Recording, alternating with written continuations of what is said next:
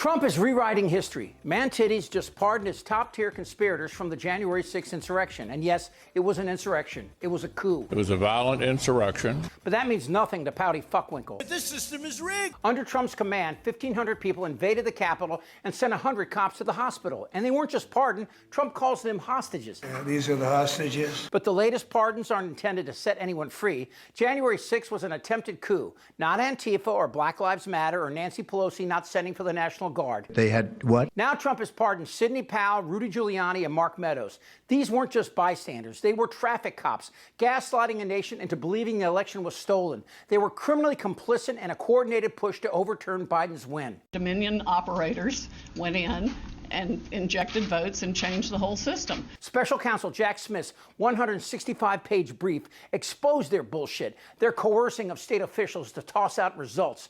They helped organize fake electors. They lied every step of the way. And 60 court cases found nothing. And even Bill Barr, his attorney general, said it was all bullshit. He saw absolutely zero basis for the allegations. And this has been Trump's goal from day one: rewrite history and fire anyone who was involved in the investigations. Trump has fired dozens of career prosecutors and law enforcement agents who were simply doing their job in prosecuting these cases.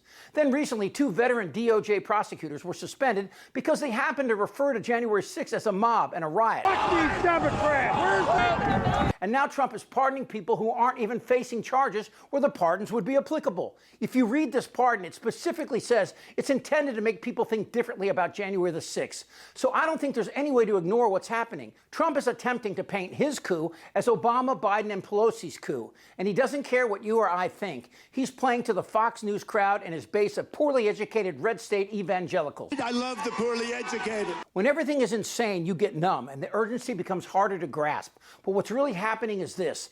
These pardons are intended to recruit more Ashley Babbitts to the cause. Where is Kamala? You got 40 people showing up, and you want to do a headline with CNN talking about, oh, we got massive protests. Trump will use violent rhetoric and pardon those who commit acts of violence on his behalf. Because the only way we're going to lose this election is if the election is rigged. And the message will be clear. If you commit crimes while interfering with elections, and maybe even violently so, Trump will have your back. We got to fight like hell. Covering Trump as a journalist with your cool detachment might make your college professor smile, but that's exactly what Trump wants. He's not going away. And as his mental acuity disintegrates, he'll become more violent. Okay, we're going to kill them. And while politicians and journalists talk about the peaceful transfer of power, understand this: those who ignore history are doomed to repeat it. Are you still talking about Jeffrey Epstein? Yeah, we're putting you all on notice. Go fuck yourself.